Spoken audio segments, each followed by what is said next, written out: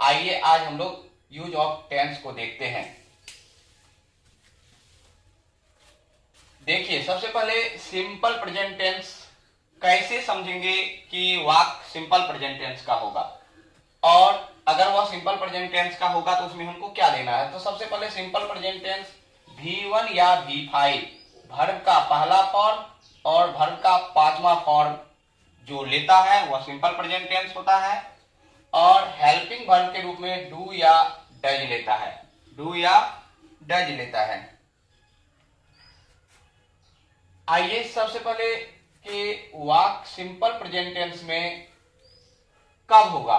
यदि आपका वाक्य यूनिवर्सल ट्रूथ हो, यूनिवर्सल ट्रूथ दैट मीन्स ऐसा सच जिसको हम झुठला नहीं सकते, जो रेगुलर होता है वह बदला नहीं जाता है, वह हमेशा और हमेशा केवल और केवल सिंपल प्रेजेंट टेंस में ही बनेगा। आपने सही सुना, जिस वाक्य को जिसको हम लोग बदल नहीं सकते हैं, जो रेगुलर होता है, जो चेंज नहीं हो सकता है, ऐसे वाक्य को हम केवल सिंपल प्रेजेंट टेंस में बनाएंगे। जैसे the earth dash round the sun. अब देखिए, आपको अर्थ धरती घूमती है सूरज के चारों ओर, और यह रेगुलर एक्शन है, यह यूनिवर्सल ट्रूथ है, यह कभी गलत नहीं हो सकता। इसलिए यह जो होगा यहां पर सिंपल प्रेजेंट टेंस का प्रयोग होगा, और सिंपल प्रेजेंट टेंस में हम लोग क्या देंगे, वर्ब का पहला रूप या वर्ब का पांचवा रूप। अगर आपका सब्जेक्ट सिंगुलर है तो वर्ब का पांचवा रूप देंगे, अगर आपका सब्जेक्ट प्लूरल है तो वर्ब का पहला रूप देंगे। तो यहाँ the earth dash round the sun, तो वर्ब, अब देखिए द अर्थ सिंगुलर है इसलिए हमको वर्ब का पांचवा रूप, और वर्ब का पांचवा रूप आप कैसे पहचानिएगा, तो वर्ब के पांचवें रूप के अंत में एस लगा होता है। तो आप देख सकते हैं मूव्ड वर्ब का पांचवा रूप नहीं है, इज मूविंग वर्ब का चौथा रूप है आईएनजी। यहां देखिए मूव्स, तो हमारा जो आंसर होगा वो क्या होगा, the earth moves round the sun. इसी तरह water dash hydrogen and oxygen. Water में हाइड्रोजन और ऑक्सीजन होता है, वाटर में हाइड्रोजन और ऑक्सीजन होता है, यह परम सत्य है, यह बदला नहीं जा सकता है, साइंटिफिक फैक्ट है, यह बदला नहीं जा सकता है। इसलिए यहां पर भी हम लोग केवल और केवल सिंपल प्रेजेंट टेंस का प्रयोग करेंगे, और सिंपल प्रेजेंट टेंस में वर्ब का पहला रूप या वर्ब का पांचवा रूप। तो आप देख सकते हैं आईएनजी है वर्ब का चौथा रूप, कंटेन वर्ब का पहला रूप, एस लगा हुआ है वर्ब का पांचवा रूप। तो यहाँ आप वाटर है तो वाटर एक सिंगुलर नाउन है, और सिंगुलर नाउन के लिए यहाँ वर्ब का पांचवा रूप होगा, इसलिए हमारा जो आंसर होगा वह होगा कंटेंस। अब आइए, सबसे पहले मुझे आशा है कि आप समझ गए होंगे कि जो भी फैक्ट यूनिवर्सल ट्रूथ है, यूनिवर्सल ट्रूथ को हिंदी में आप ऐसे जानिए जो परम सत्य है, जिसको हम बदल नहीं सकते हैं, जिसको बदल नहीं सकते, जो कभी बदला नहीं जाए। जैसे कि सूरज, जैसे धरती सूरज के चारों ओर घूमती है, यह परम सत्य है। जैसे सूरज पूरब में उगता है, यह कभी बदल नहीं सकता, कभी वह पश्चिम में नहीं उग सकता। तो जो चीज बदला नहीं जा सकता है उसे हम यूनिवर्सल ट्रूथ कहते हैं, और यूनिवर्सल ट्रूथ के जो सेंटेंस है वह केवल और केवल सिंपल प्रेजेंट टेंस में ही बनता है। और सिंपल प्रेजेंट टेंस को हम कैसे पहचानेंगे, तो वर्ब का पहला रूप होगा या वर्ब का पांचवा रूप। अगर आपका वाक्य प्लूरल होगा तो वर्ब का पहला रूप देना है, और अगर आपका जो सब्जेक्ट है वह अगर सिंगुलर होगा तो वर्ब का पांचवा रूप देना है। और जहां तक हेल्पिंग वर्ब की बात है तो सिंपल प्रेजेंट टेंस अपने अफर्मेटिव रूप में हेल्पिंग वर्ब नहीं लेता है। जब नेगेटिव रूप में जाएंगे, इंट्रोगेटिव रूप में जाएंगे, तो हेल्पिंग वर्ब के रूप में डू या डज का प्रयोग किया जाएगा। और अगर इसके लिए आपको बेसिकली जानना है तो आप मेरे इससे पहले के वीडियो पार्ट 1 को जरूर देखें। आइए, दूसरी बात, कहां पर सिंपल प्रेजेंट टेंस का प्रयोग होता है, हैबिचुअल एक्शन। हैबिचुअल एक्शन का मतलब होता जो हम बार बार करते हैं, चाहे दिन में बार बार करें, चाहे महीनों में करें, यानी जिसको हम दोहराते रहते हैं, रोज करते हैं या हर महीना करते हैं, हर सप्ताह करते हैं, यानी जो हमारा आदत हो जाता है। आदत, एक बार कोई चीज हम कर लिए तो वो आदत नहीं था, जिसको हम बारंबार करते हैं। जैसे मैं रोज सिगरेट पीता हूं, तो ये मेरा आदत हो गया है, हैबिट बन गया है। तो जो हैबिट होता है, या ऐसे कहें कि जो डेली का रूटीन बन गया है, जैसे सीता रोज सुबह में 5 बजे जगती है, तो इसका मतलब ये नहीं कि वो आज ही जग गई, उसका आदत बन गया है कि वो सुबह में रोज 5 बजे जगती है। तो जो भी आदत हो वह हमेशा और हमेशा सिंपल प्रेजेंट टेंस में ही उसका वाक्य बनेगा। यानी जिस वाक्य से यह पता चले कि यह आदत को दिखा रहा है। आदत, आप लोग आदत से परिचित हैं, और आदत बाद में लत में परिवर्तित हो जाता है। तो ये आदत जो है, जो हम रेगुलर करते हैं, चाहे वह महीने में करें, चाहे साल में करें। मैं हर साल बाबा धाम जाता हूं, तो हर साल जाता हूं, इसका मतलब कि एक पीरियड है, 1 साल के बाद जाना है, फिर 1 साल के बाद जाना है। तो हैबिचुअल एक्शन यानी हैबिट बताने वाला जो वाक्य है, या डेली का रूटीन बताने वाला जो वाक्य है, वह हमेशा और हमेशा सिंपल प्रेजेंट टेंस में ही बनेगा। और इसके कुछ कीवर्ड है जो मैं अभी आपको बताऊंगा। जैसे मान लीजिए कि आई डैश टी डेली, मैं रोज चाय पीता हूं, that means it is my habit, यह मेरा आदत है। I dash T daily. अब देखिए यहां वर्ब का पहला रूप, वर्ब का तीसरा रूप और वर्ब का चौथा रूप, और यहां देखिए वर्ब का तीसरा रूप और है। अब आइए यहां हमको क्या लगाना, आई है, आई क्या लेगा, वर्ब का पहला रूप लेगा। तो वर्ब का पहला रूप लेगा तो यहां क्या होना चाहिए, आई टेन। क्यों, तो सिंपल प्रेजेंट टेंस में वर्ब का पहला रूप और वर्ब का पांचवा रूप, मैं बार बार बता रहा हूं, इसको भूलिएगा नहीं। आइए हम लोग कुछ कीवर्ड को देखते हैं, कुछ ऐसे वर्ड को देखते हैं जो हमको आदत बताने वाले वाक्य को पकड़ने में सहायक होगा। जैसे कि अगर आपके वाक्य में डेली लगा रहे हैं, प्रेजेंट टाइम के हैबिट को याद रखिएगा, एवरी डे लगा रहे हैं, एवरी नाइट लगा रहे हैं, एवरी वीक हो, एवरी मंथ हो, एवरी ईयर हो, एवरी मॉर्निंग हो, एवरी इवनिंग हो, एवरी के साथ कोई भी टाइम दिया रहे, कुछ भी आपको दिया रहे, तो निश्चित रूप से यह आपको सिंपल प्रेजेंट टेंस का वाक्य होगा। इसी तरह वंस अ डे, दिन में एक बार, once a night, once a week, once a month, once a year, या twice a day, twice a night, twice a month, twice a year, या आपको ऑलवेज यानी हमेशा, ऑलवेज रहे, सेल्डम कभी कभार, नेवर कभी नहीं, हार्डली शायद ही, स्कार्सली शायद ही, रेयरली शायद ही, हैबिचुअली आदतन रेगुलर रोज, यूजुअली सामान्यतः, जनरली सामान्यतः, समटाइम्स कभी कभी, इत्यादि। ये शब्द जितने भी हैं आप इसे अच्छी तरह देख लें, अपने कॉपी में नोट कर लें, और यह बहुत ही इंपॉर्टेंट आपके एग्जाम के लिए है। यह मैं बारंबार आपको कह रहा हूं, या तो आप स्क्रीनशॉट ले लें। यह अगर आपके वाक्य में लगा हुआ है, आपके सेंटेंस में लगा हुआ है ये वर्ड, तो वह 99% सिंपल प्रेजेंट टेंस का वाक्य होगा। और simple present tense that means V1 या V5, वर्ब का पहला रूप या वर्ब का पांचवा रूप। अब आइए जैसे सी और dash to Delhi once a month, यहां हम देख रहे हैं लगा हुआ वंस अ मंथ, महीने में एक बार। तो निश्चित रूप से simple present tense that means V1 या V5।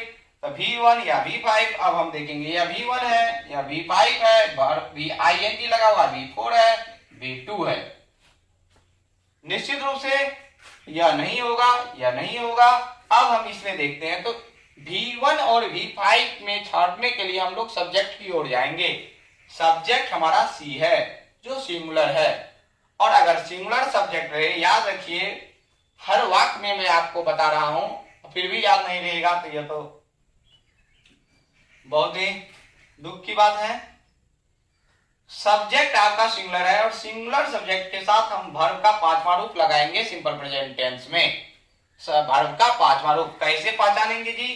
तो अंत में एस लगा होगा। तो बताइए आपका आंसर क्या होगा?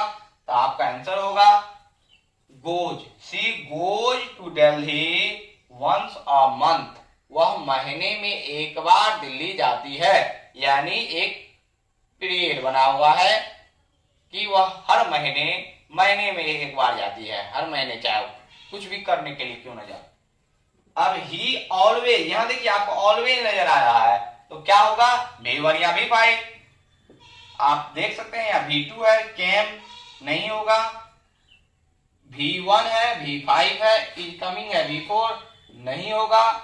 तो निश्चित रूप से V1 या V5 में से क्या होगा? तो ही देख रहे हैं, यानी वर्ब का पांचवा रूप, वर्ब का पांचवा रूप। तो एस कैसे वर्ब का पांचवा रूप? फिर बताना पड़ेगा क्या? ही हमारा सिंगुलर है और यह सिंगुलर वर्ब लेगा। वर्ब का पांचवा रूप क्या होता है? हमेशा सिंगुलर होता है। और पहचानने का नियम क्या है? अंत में एस लगा रहता है।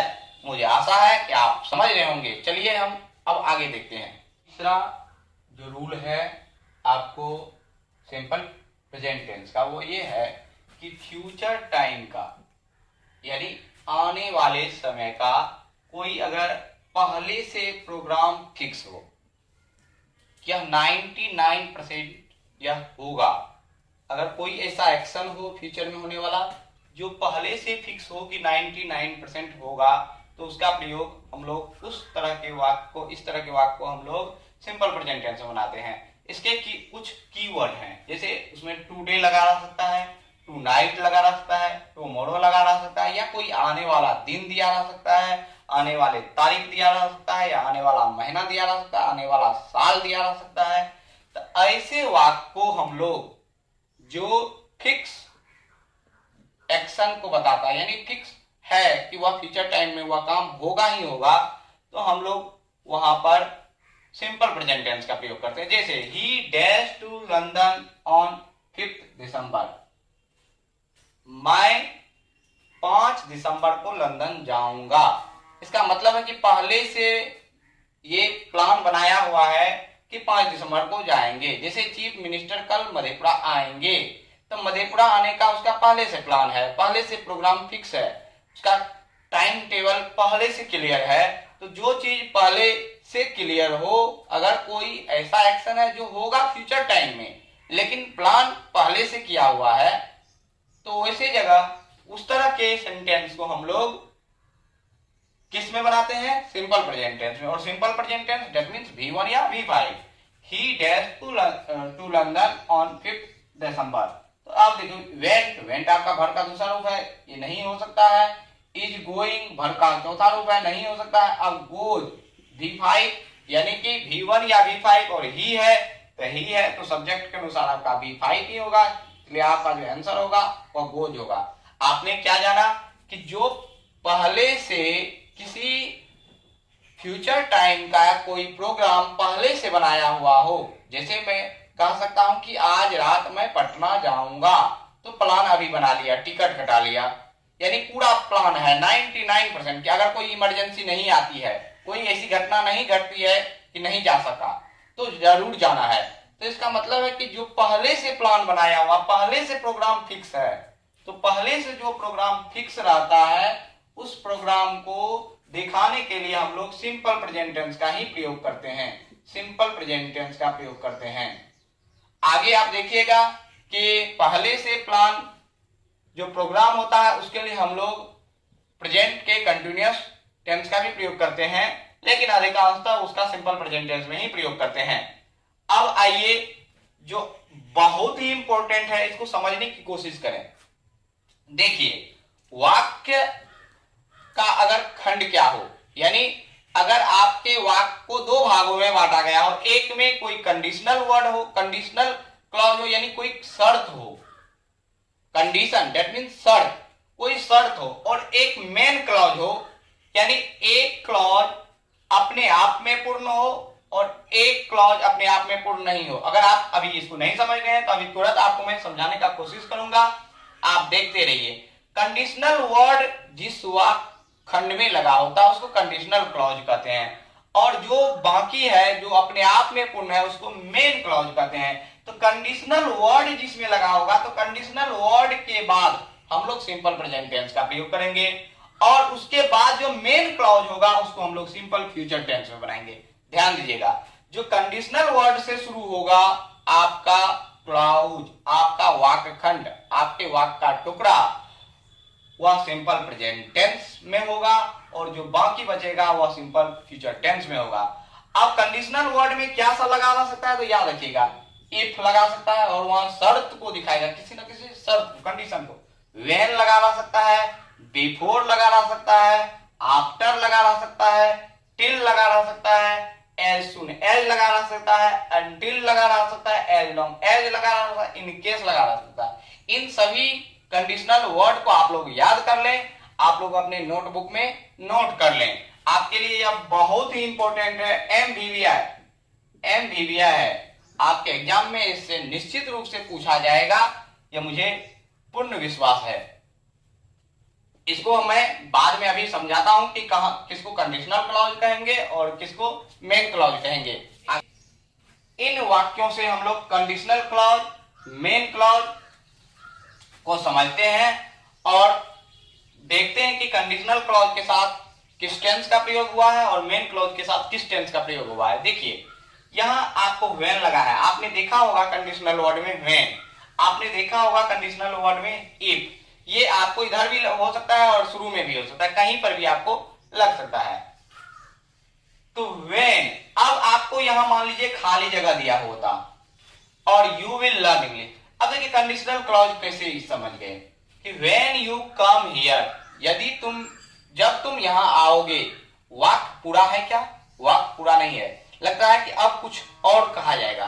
तो जब वाक्य पूरा नहीं है इसका मतलब है कि यह डिपेंडेंट क्लॉज है, यह एक कंडीशनल क्लॉज है क्योंकि इसमें एक कंडीशन वर्ड लगा हुआ है। और यू विल लर्न इंग्लिश, तुम अंग्रेजी सीखोगे, तो तुम अंग्रेजी सीखोगे, यह अपने आप में पूर्ण है, इसलिए इस भाग को हम लोग मेन क्लॉज कहेंगे, अपने आप में यह पूर्ण है। तो मेन क्लॉज मैंने कहा आपको कि सिंपल फ्यूचर टेंस में बनेगा। याद रखिएगा, आपके एग्जाम में कभी इधर का भाग छोड़ दिया जाता है, कभी इधर का भाग छोड़ दिया जाता है, कभी आपको इधर का वर्ब भरना होता है, कभी इधर का वर्ब भरना होता है। तो याद रखिएगा मेन क्लॉज जो होगा वह सिंपल फ्यूचर टेंस में होगा, और कंडीशनल क्लॉज जो होगा वह आपका सिंपल प्रेजेंट टेंस में होगा। तो when you dash here you will learn English, तो V1 या V5, तो हम लोग V1 यू के अनुसार V1 देंगे, तो क्या हो जाएगा when you come here you will learn English. अब आइए इसमें, if you dash me blood I will dash you, I will give you liberty, यदि तुम मुझे खून दोगे, सुभाष चंद्र बोस, यदि तुम मुझे खून दोगे मैं तुम्हें आजादी दूंगा। शर्त है कि जब तुम मुझे खून दोगे तब मैं तुम्हें आजादी दूंगा। तो दैट मींस यह जो आपका यहाँ यह इफ लगा हुआ है, यह कौन सा क्लॉज हो गया? तो कंडीशनल क्लॉज हो गया। यह आपका हो गया कंडीशनल क्लॉज, और यह आपका हो गया मेन क्लॉज। मैंने आपको बताया कि आपका कंडीशनल क्लॉज किस टेंस में होगा, तो वह सिंपल प्रेजेंट टेंस में होगा, और आपका मेन क्लॉज किस टेंस में होगा, तो वह आपका होगा सिंपल फ्यूचर टेंस में। यह बात याद रखिएगा। अगर आपको simple present tense, simple future tense या कोई भी टेंस समझने में दिक्कत हो रहा है तो आप मेरे पहले वीडियो को देखिए, मैं आपको डिस्क्रिप्शन बॉक्स में दे दूंगा उसका लिंक, आप उसको देखिएगा, आपको टेंस समझ में आ जाएगा। और इसके बाद मैं आपको आगे और भी यूज बताने वाला हूं। तब तक के लिए इतना ही।